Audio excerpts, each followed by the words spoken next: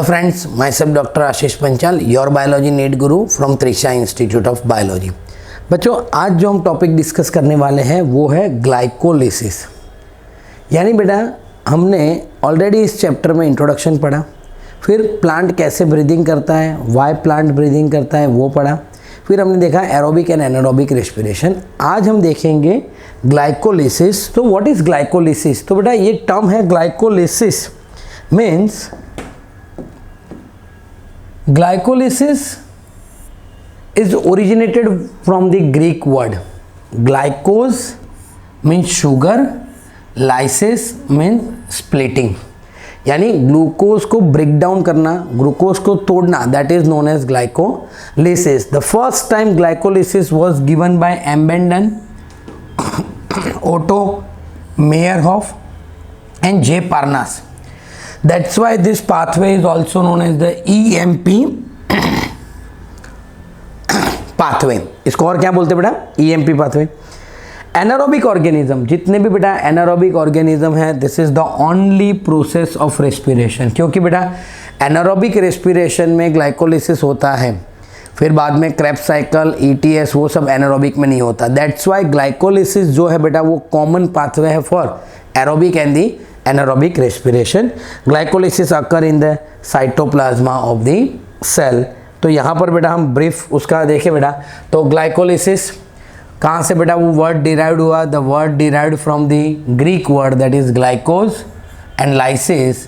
ग्लाइकोज means sugar and splitting और splitting of sugar और break down of sugar was given by Embden, Meyerhof and Parnas. That's why this pathway is known as EMP pathway। भी बेटा हम उसको बोलते हैं, क्या बोलते हैं? EMP pathway। It occur in the cytoplasma of the cell for all living organism बेटा, यानी यूकैरियोटिक एंड प्रोकैरियोटिक दोनों में बेटा ये होता है।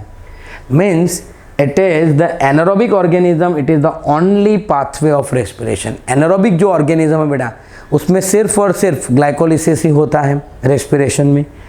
No CO2 is released in the glycolysis. Glycolysis pathway में बेटा हम देखेंगे आगे CO2 भी रिलीज नहीं होता। And it is a common pathway for both aerobic and the anaerobic respiration, दोनों के लिए बेटा कॉमन पाथवे है। तो सिंपली इसको हम क्या बोलते हैं बेटा? EMP पाथवे भी बोलते हैं। एक चीज़ आपको ये इंपॉर्टेंट याद रखनी है, क्यों EMP पाथवे बोलते हैं? Because it was given by Embden, Meyerhof and Parnas. One more thing, ये कहाँ पर होता है बेटा? तो it is takes place in the cytoplasm of cell. Okay, means cell के साइटोप्लाज्मा में होता है, पर कौन से सेल में? ऑल लिविंग ऑर्गेनिज्म, मतलब बेटा यूकैरियोटिक एंड प्रोकैरियोटिक सब में बेटा ये होता है। And it is the common passage way, it is the common pathway for both aerobic and the anaerobic respiration. आगे देखिए बेटा, इन दिस पाथवे जो ग्लूकोज होता है बेटा वो पार्शियली ब्रेक डाउन होता है। कैसा? It is partially break down होता है। और पार्शियली ब्रेक डाउन होके वो क्या बनाता है? Glucose get break down and it form the 2 molecules of pyruvic acid. मतलब in this process the glucose undergo the partial oxidation भी बोल सकते हैं, पार्शियल ब्रेक डाउन भी बोल सकते हैं, and 2 molecules of the pyruvic acid मिलेंगे। अब अगर बेटा प्लांट है तो प्लांट में क्या होगा? प्लांट में सुक्रोज होता है बेटा। प्लांट में क्या होता है? Sucrose. It is a and product of photosynthesis. तो वो जो प्लांट में बेटा सुक्रोज स्टोर होता है वो सुक्रोज ब्रेक डाउन होगा with the help of invertase enzyme, और वो क्या बनाएगा? Glucose and the fructose. Both this monosaccharide glucose and fructose enter into the glycolytic pathway. कैसे एंटर होते हैं मैं यहाँ पर बेटा आपको ब्रीफ लिख के बता रहा हूँ कि ग्लूकोज जो होगा, ग्लूकोज बनाएगा ग्लूकोज 6-फॉस्फेट, फिर ग्लूकोज में से आगे जाएगा बेटा फ्रुक्टोज 6-फॉस्फेट। ओके, और ये ग्लूकोज का हुआ। अगर फ्रुक्टोज आएगा बेटा तो डायरेक्टली फ्रुक्टोज यहां पर एंटर होगा। This is fructose. क्लियर? तो ग्लूकोज और फ्रुक्टोज बेटा दोनों एक ही पाथवे के अंदर एंटर होंगे। अब बेटा हम डिटेल में अगर ग्लाइकोलिसिस पाथवे अगर देखें तो ग्लाइकोलिसिस पाथवे में ये सारे 10 अलग अलग स्टेप है, आपको बेटा दिख रहे होंगे 1 2 3 4 5 6 7 8 9 10 डिफरेंट स्टेप का प्रोसेस है। अलग अलग स्टेप में एटीपी यूज भी होते हैं और एटीपी रिलीज भी होते हैं। हम डिटेल में 1 बाय 1 हम पढ़ेंगे बेटा। तो फर्स्ट देखते हैं कि ग्लूकोज में कितने कार्बन होते हैं बेटा। तो glucose has 6 carbon containing compound. कितने कार्बन होते हैं? 6 कार्बन कंटेनिंग कंपाउंड है बेटा ग्लूकोज। और ये पूरा प्रोसेस कहाँ होता है बेटा? साइटोप्लाज्मा में। द फर्स्ट स्टेप है बेटा with the help of hexokinase enzyme. कौन सा एंजाइम? Hexokinase enzyme. अब जहां बेटा काइनेज एंजाइम आता है तो वो ट्रांसफरेज एंजाइम है। कौन सा एंजाइम है? ट्रांसफरेज। याद रखना है, इसके लिए मुझे Mg+2 एज अ कोफैक्टर चाहिए बेटा। Mg+2 is required for the activation of the hexokinase enzyme. और ये ट्रांसफरेज एंजाइम है। ये एंजाइम क्या करता है बेटा? जो ATP होता है, ATP को ब्रेक करके क्या बनाता है? ADP बनाता है। क्या बनाता है? ADP। और यहाँ पर क्या हुआ बेटा? एक फॉस्फेट रिलीज हो गया और वो फॉस्फेट कहाँ जाएगा? ग्लूकोज के 6 कार्बन पे जाएगा। यहाँ पर मैं आपको दिखा रहा हूँ कैसे होगा बेटा कि अगर मेरे पास ग्लूकोज में 6 कार्बन है, यहाँ पर मैं ड्रॉ करूँ ग्लूकोज के 6 कार्बन बेटा, 1 2 3 4 5 6 हो गया। तो यहाँ पर क्या होगा? ये जो ग्लूकोज 6 फॉस्फेट बना उसमें 1 2 3 4 5 और 6 जो कार्बन है उसके पास फॉस्फेट आ जाएगा। उसके साथ क्या आ जाएगा? फॉस्फेट आ जाएगा। तो ये हो गया बेटा ग्लूकोज 6 फॉस्फेट। Okay, clear? पता चल रहा है बेटा? ये 6 कार्बन में 6 कार्बन पे क्या आ जाएगा बेटा? फॉस्फेट आ जाएगा। अभी मैं इसको निकाल देता हूँ यहाँ से, सिर्फ आपको ये अंडरस्टैंडिंग के लिए कि ग्लूकोज 6 फॉस्फेट क्या है। तो ग्लूकोज में 6 कार्बन होते हैं, उसमें 6th कार्बन पे फॉस्फेट ऐड हो जाता है, उसको बोलते हैं बेटा ग्लूकोज 6 फॉस्फेट। अब नेक्स्ट स्टेप है बेटा, ग्लूकोज में से फ्रुक्टोज में कन्वर्ट होता है और उसमें जो एंजाइम होता है वो है हेक्सोज आइसोमरेज। Hexose isomerase. तो यहाँ पर और कुछ नहीं बेटा, सिर्फ और सिर्फ ग्लूकोज के आइसोमर में कन्वर्ट हो रहा है। यानी ग्लूकोज 6 फॉस्फेट था, उसमें से हो रहा है फ्रुक्टोज 6 फॉस्फेट। यानी ग्लूकोज 6 फॉस्फेट किस में कन्वर्ट हो गया? Fructose 6 phosphate. अब आया बेटा नेक्स्ट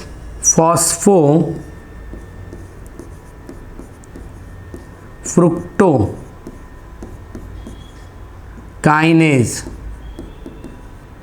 आप सिर्फ काइनेज भी लिख सकते हो, फॉस्फोफ्रुक्टोकाइनेज एंजाइम। यहाँ पर भी अगर काइनेज एंजाइम आ रहा है तो बेटा यहाँ पर भी Mg+2 चाहिए एज अ कोफैक्टर। और यहाँ पर भी क्या होगा बेटा? एक ATP यहाँ पर भी यूज़ होगा और वो क्या बनाएगा? वो बनाएगा ATP to ADP। तो यहाँ पर एक और फॉस्फेट बेटा ऐड हो रहा है। तो यहाँ पर क्या होगा बेटा? फ्रुक्टोज 1,6 बाय फॉस्फेट हो जाएगा। यानी फ्रुक्टोज में जो 6 कार्बन होते हैं उसमें फर्स्ट और लास्ट यानी फर्स्ट एंड 6th कार्बन के ऊपर फॉस्फेट आ जाएगा बेटा। फर्स्ट और लास्ट कार्बन के ऊपर क्या आ जाएगा? फॉस्फेट आ जाएगा और वो बन जाएगा फ्रुक्टोज 1,6 बाय फॉस्फेट। ये भी बेटा कितने कार्बन होंगे? इसमें भी 6 कार्बन होंगे। यानी यहाँ पर मैं जो लिख रहा हूँ बेटा ये सारे क्या हैं? 6 कार्बन कंटेनिंग कंपाउंड। जो ग्लूकोज था वैसे ही ये सब में बेटा 6 कार्बन कंटेनिंग कंपाउंड होगा। ये जो पाथवे है यहाँ तक उसको हम बोलते हैं फॉस्फोराइलेशन। क्या बोलते हैं बेटा? फॉस्फोराइलेशन।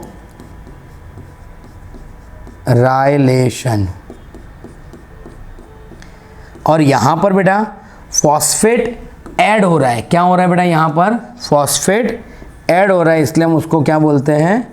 फॉस्फोराइलेशन। फॉस्फेट ऐड होता है, यहाँ पर ATP यूज्ड हो रहा है। कहाँ कहाँ ATP यूज हो रहा है? तो हम यहाँ पर लिख रहे हैं बेटा, एक ATP यहाँ पर यूज होगा तो 1 ATP इज यूज्ड और दूसरा ATP यहाँ यूज हो रहा है 1 ATP यूज्ड। दैट्स वाई यहाँ पर बेटा हम क्या कर रहे हैं, इन्वेस्ट कर रहे हैं, एनर्जी को इन्वेस्ट कर रहे हैं, 2 ATP यहाँ यूज हो रहे हैं। दैट्स वाई ये फेज को हम पे ऑफ फेज भी बोलते हैं, इन्वेस्टमेंट फेज भी बोलते हैं। क्या बोलते हैं, पे ऑफ और दी इन्वेस्टमेंट फेज भी इसको बोलते हैं। तो यहाँ पर बेटा आपको पता चल गया ग्लूकोज होता है, हेक्सोकाइनेज एंजाइम से ग्लूकोज 6 फॉस्फेट बनता है, यानी एटीपी में से एक फॉस्फेट ऐड होता है। दूसरा बेटा ग्लूकोज 6 फॉस्फेट में से फ्रुक्टोज 6 फॉस्फेट बनता है, वापस फॉस्फोफ्रुक्टोकाइनेज एंजाइम आता है, वो भी ट्रांसफरेज एंजाइम है और वो भी बेटा एटीपी में से एडीपी में कन्वर्ट करता है और यहाँ पर एक और फॉस्फेट ऐड होगा और बनेगा फ्रुक्टोज 1,6 बायफॉस्फेट। क्लियर बेटा। अब आगे पाथवे में चलते हैं। फ्रुक्टोज 1,6 बायफॉस्फेट है हमारे पास अभी। नाउ अब एंजाइम है आल्डोलेज एंजाइम। कौन सा एंजाइम, आल्डोलेज एंजाइम, जो बेटा लाइज एंजाइम है, वो ब्रेक डाउन करता है without addition of water, larger compound को ब्रेक डाउन करता है। अब हमने देखा बेटा फ्रुक्टोज 1,6 बायफॉस्फेट के पास कितने कार्बन थे, 6 कार्बन थे। अब यहाँ पर क्या होगा, वो 3 कार्बन वाले DHAP 3 कार्बन होंगे, डाइहाइड्रोक्सी एसीटोन फॉस्फेट, और PgAl में भी बेटा कितने कार्बन होंगे, 3 कार्बन होंगे, दैट इज 3 फॉस्फोग्लिसराल्डिहाइड। वैसे 2 कंपाउंड बनाएंगे, यानी 6 कार्बन वाला जो फ्रुक्टोज था बेटा वो टूट जाएगा और उसमें से 3 कार्बन वाले 2 कंपाउंड बन जाएंगे, DHAP और PgAl। DHAP का फुल फॉर्म क्या है बेटा, डाइहाइड्रोक्सी एसीटोन फॉस्फेट, और PgAl का फुल फॉर्म क्या है बेटा, 3 फॉस्फोग्लिसराल्डिहाइड। अब ये दोनों ट्रायोज शुगर है, क्या है बेटा, दोनों ट्रायोज शुगर है। So with the help of triose isomerase ये दोनों एक दूसरे में बेटा क्या होते हैं, कन्वर्ट होते हैं। अब आप सोचो कि मेरे पास जो DHAP है वो PgAl में कन्वर्ट हो जाए। याद रखना बेटा ये स्टेप बहुत इंपॉर्टेंट है, जो DHAP है वो PgAl में अगर कन्वर्ट हो जाए तो अब मेरे पास कितने PgAl हो जाएंगे, 2 हो जाएंगे। तो अब सोच लो कि now this DHAP is converted into PgAl, तो ये सब मेरे पास कितने हो जाएंगे, 2 2 2 2 हो जाएंगे। तो मैं सबके आगे येलो कलर से मैं 2 लिख रहा हूँ, 2 इंटू सबके आगे बेटा 2 हो जाएंगे, मल्टीप्लाई करके 2 लिख रहा हूँ बेटा, याद रखना। तो सबके आगे 2 2 2 2 हो गए। क्यों 2 हो गए, क्योंकि अब ये DHAP है वो PgAl में कन्वर्ट हो गया, यानी यहाँ से अब 2 बार साइकिल होंगे, याद रखना बेटा। अब फर्स्ट है जो PgAl है बेटा, अब उसमें क्या होगा, सो उसमें with the help of dehydrogenase enzyme. कौन सा enzyme, dehydrogenase enzyme, dehydrogenase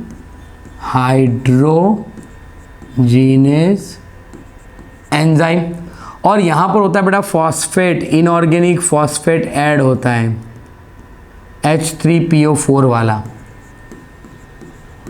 inorganic phosphate add होता है। तब ये स्टेप में क्या होता है बेटा, टेक्स्ट बुक में क्लियर लिखा हुआ है बेटा, 2 रेडॉक्स इक्विवेलेंट आर रिलीज, यानी यहाँ से 2 हाइड्रोजन रिमूव होंगे बेटा। क्या होंगे, हाइड्रोजन रिमूव होंगे 2H+। और वो क्या करेंगे, वो हाइड्रोजन कौन लेगा, NAD लेगा, और NAD बनाएगा बेटा क्या, NADH2 बनाएगा। क्या बनाएगा, NADH2। ये भी कितने कितने होंगे बेटा, तो ये भी 2 NADH2 होंगे, 2 बनेंगे, क्योंकि ये साइकिल कितनी बार हो रहा है, 2 बार हो रहा है। तो यहाँ जो हम इनऑर्गेनिक फॉस्फेट ऐड कर रहे हैं वो भी कितनी बार होगा बेटा, 2 बार होगा। हाइड्रोजन जो 2H+ रिलीज हो रहा है वो भी कितनी बार होगा बेटा, मल्टीप्लाई बाय 2 टाइम हाइड्रोजन भी रिलीज होगा। यानी पूरा प्रोसेस 2 बार हो रहा है, बार बार मैं 2 बार नहीं बोलूंगा। अब आपको याद रखना है बेटा ये पूरा प्रोसेस कितनी बार हो रहा है, 2 बार हो रहा है। क्यों 2 बार हो रहा है, क्योंकि DHAP है वो PgAl में कन्वर्ट हो रहा है। डन। अब आगे देखते हैं। तो ये जो स्टेप था बेटा, ये स्टेप में क्या हुआ, जो PgAl था 3 फॉस्फोग्लिसराल्डिहाइड था, उसमें से 2 रेडॉक्स इक्विवेलेंट यानी 2 हाइड्रोजन रिमूव हो गए with the help of dehydrogenase enzyme. और वो हाइड्रोजन किसने एक्सेप्ट किया बेटा, वो NAD ने एक्सेप्ट किया और वो बन गया NADH2। और अब हमारे पास आ गया बेटा कौन सा, तो अब हमारे पास है 1,3 बायफॉस्फोग्लिसरिक एसिड है।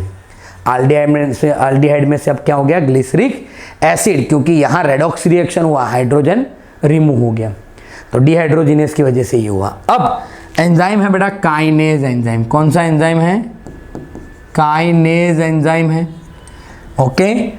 और ये जो काइनेज एंजाइम है वो बायफॉस्फोग्लिसरिक एसिड काइनेज भी हम लिख सकते हैं। और यहाँ पर क्या होगा बेटा, यहाँ पर वापस एटीपी फॉर्मेशन होगा, यानी यहाँ पर क्या होगा, एडीपी में से एटीपी फॉर्म होगा। क्या होगा, एडीपी में से एटीपी फॉर्म्ड होगा।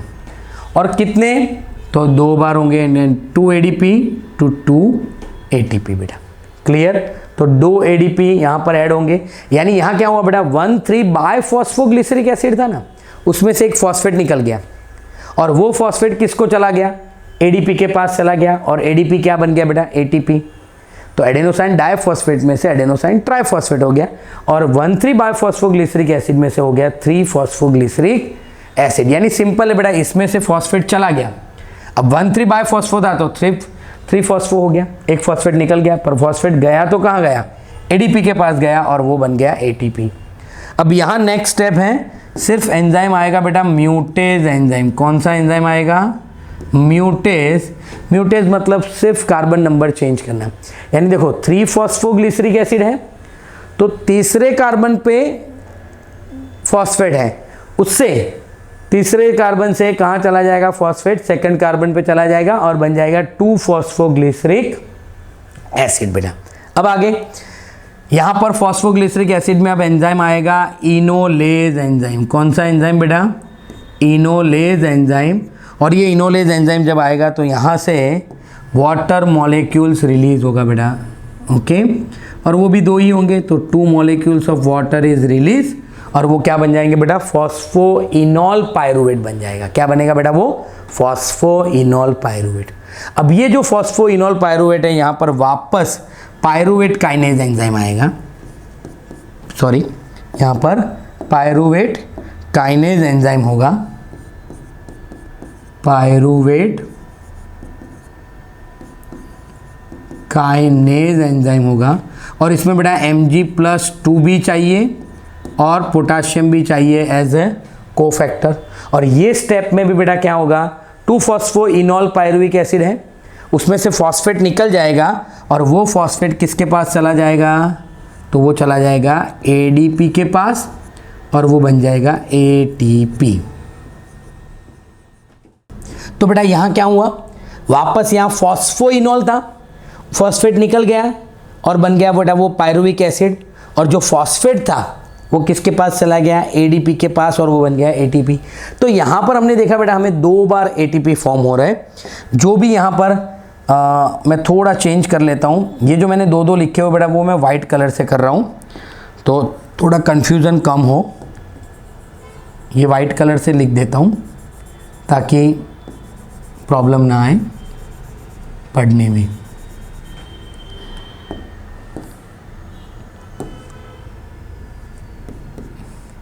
सारे मॉलिक्यूल्स 2 बार बनेंगे, डन बेटा। तो ये पूरा हो गया हमारा ग्लाइकोलिसिस, और इसको बोलते हैं बेटा डीफॉस्फोराइलेशन स्टेप। इसको क्या बोलते हैं, डीफॉस्फोराइलेशन। ये फॉस्फोराइलेशन, यहाँ पर फॉस्फेट ऐड हो रहा है, यहाँ से फॉस्फेट रिमूव हो रहा है, तो इसको डीफॉस्फोराइलेशन बोलते हैं। वापस एक बार फिर से देखते हैं, फिर हम एटीपी कैलकुलेशन करेंगे।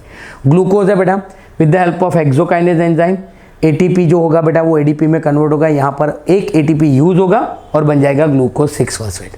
फिर बेटा आइसोमरेज एंजाइम से ग्लूकोज 6 फॉस्फेट से हो जाएगा फ्रुक्टोज 6 फॉस्फेट। अगर फ्रुक्टोज आ रहा है तो वो डायरेक्टली यहाँ से फ्रुक्टोज 6 फॉस्फेट बनेगा, यही स्टेप। यानी ये जो ग्लूकोज है उसकी जगह फ्रुक्टोज, हेक्सोकाइनेज और डायरेक्ट ये स्टेप। फॉस्फोफ्रुक्टोकाइनेज एंजाइम जो होगा बेटा वो फ्रुक्टोज 6 फॉस्फेट में से बनाएगा फ्रुक्टोज 1,6 बायफॉस्फेट, और दूसरा एटीपी यहाँ पर यूज होगा।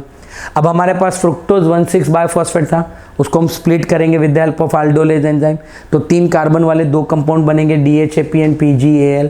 ये सब में बेटा 3 कार्बन होंगे, ये सब में 3 कार्बन होंगे। यहाँ पर मैं लिखूँ 3 कार्बन, यहाँ पर 3 कार्बन, यानी अप टू पायरुविक एसिड तक सब में कितने कार्बन होंगे, 3 कार्बन होंगे बेटा। अब जो DHAP है वो PGL में कन्वर्ट हो जाएगा, क्योंकि ये दोनों एक दूसरे के आइसोमर है, तो with the help of triose isomerase ये इसमें कन्वर्ट हो गया।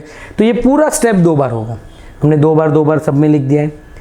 अब बेटा जो फॉस्फोग्लिसराल्डिहाइड है, ये रिएक्शन में क्या होगा, उसमें 2 रेडॉक्स इक्विवेलेंट हाइड्रोजन रिमूव होंगे with the help of dehydrogenase enzyme, और वो जो हाइड्रोजन रिमूव होंगे वो कौन एक्सेप्ट करेगा, NAD एक्सेप्ट करेगा और बन जाएगा NADH2। तब हम 2 इनऑर्गेनिक फॉस्फेट भी ऐड करेंगे, फिर 1,3 बायफॉस्फोग्लिसरिक एसिड बनेगा, उसमें से फॉस्फेट रिमूव होगा with the help of kinase enzyme. Phosphate कहाँ जाएगा बेटा, ADP के पास जाएगा और बन जाएगा ATP, और जो 1,3 बायफॉस्फोग्लिसरिक एसिड था वो हो जाएगा 3 फॉस्फोग्लिसरिक एसिड। अब म्यूटेज एंजाइम से 3rd कार्बन से फॉस्फेट निकल के 2nd पे चला जाएगा 2 फॉस्फोग्लिसरिक एसिड। अब इनोलेज एंजाइम में वाटर रिमूव होगा और 2 फॉस्फोग्लिसरिक एसिड में से बनेगा बेटा फॉस्फोइनोल पायरुवेट। ये जो फॉस्फोइनोल पायरुवेट है उसमें वापस pyruvate kinase enzyme Mg+2 and K+ दोनों चाहिए बेटा एज अ कोफैक्टर, और वो वापस फॉस्फेट रिमूव करेंगे और वो फॉस्फेट लेगा ADP और बन जाएगा ATP, और जो फॉस्फोइनोल पायरुवेट था वो कन्वर्ट किस में हो जाएगा बेटा, पायरुवेट एसिड। तो ये पूरा बेटा ग्लाइकोलिसिस पाथवे है। अब ग्लाइकोलिसिस पाथवे में हम देखें बेटा कि उसका एंड प्रोडक्ट क्या है।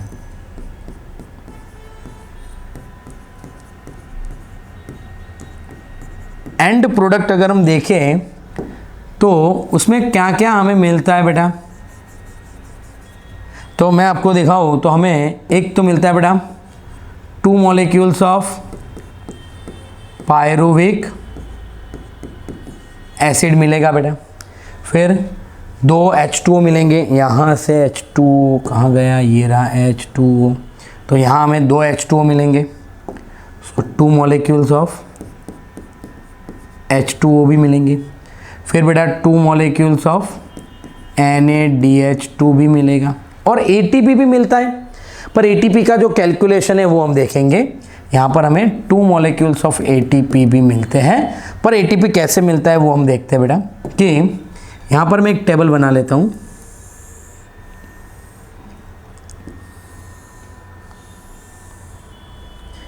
यहाँ पर लिख रहा हूँ सबस्ट्रेट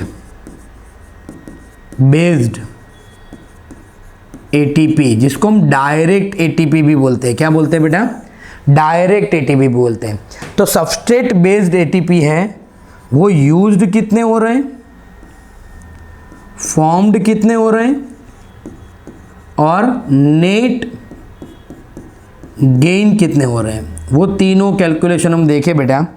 तो यहाँ पर आप देखो कि सबस्ट्रेट बेस्ड ATP हमें कितने यूज्ड हो रहे हैं, डायरेक्ट ATP कितने यूज़ हो रहे हैं, ATP एक यहाँ यूज़ हो रहा है, एक यहाँ यूज़ हो रहा है, तो 2 ATP यूज़ हो रहे हैं, तो हम यहाँ लिख देते हैं 2 ATP यूज़ हो रहे हैं। फॉर्म्ड कितने हो रहे हैं सबस्ट्रेट बेस, देखो यहाँ पर 2 ATP फॉर्म हो रहे हैं, यहाँ पर भी 2 ATP फॉर्म्ड हो रहे हैं, ये आपको ऐसे है 2 ATP यहाँ दोनों जगह फॉर्म्ड हो रहे हैं बेटा।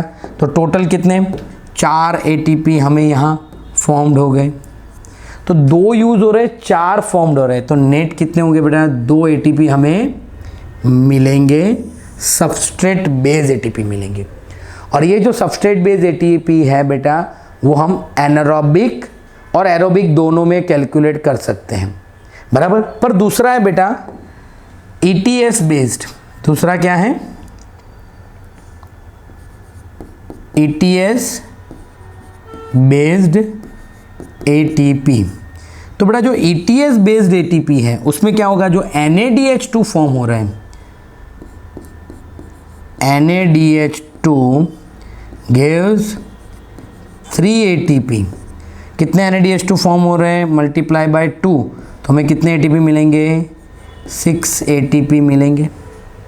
ओके, तो यहाँ पर हमें 6 ATP मिल रहे हैं। टोटल नेट अगर हम देखें तो टोटल ATP कितने होंगे बेटा, 2 यहाँ पर 6 यहाँ पर, टोटल 8 ATP मिलेंगे if it is the aerobic respiration. यहाँ पर मैं ब्रैकेट में लिख रहा हूँ बेटा, ये सिर्फ और सिर्फ एरोबिक रेस्पिरेशन के टाइम पे ही ये कैलकुलेशन करना है। तो अगर आए बेटा आपको कि एरोबिक रेस्पिरेशन हो रहा है तो उसमें से ग्लूकोज में से कितने ATP मिलेंगे, तो 8 ATP। पर अगर सिर्फ और सिर्फ एनारोबिक आ रहा है तो उसमें से कितने मिलेंगे बेटा, 2 ATP। तो एनारोबिक के लिए 2 ATP, एरोबिक के लिए 8 ATP, क्योंकि एरोबिक में क्या हो रहा है बेटा, ये जो NADH2 है वो क्रेब्स साइकिल के आगे ETS में जाएगा, इलेक्ट्रॉन ट्रांसपोर्ट सिस्टम में जाएगा, और वहाँ जाके बेटा हमें वो 6 ATP मिलेंगे। ये ETS क्या है, आगे बेटा हमारा वीडियो अवेलेबल है ETS का, वो देखें, आपको पता चल जाएगा। तो ये पूरा हो गया बेटा हमारा ग्लाइकोलिसिस। अगर बेटा आपको इसका स्क्रीनशॉट लेना है तो आप ले सकते हो। ओके, पूरा साइकिल इसमें है विद एंजाइम, टेक्स्ट बुक में एंजाइम नहीं दिए हुए हैं। ओके बेटा, तो अगर आपको हमारा ये वीडियो पसंद आ रहा है तो प्लीज़ हमारे चैनल को लाइक कीजिए, सब्सक्राइब कीजिए और बेल आइकन को प्रेस करना मत भूलिए। Thank you, have a good day.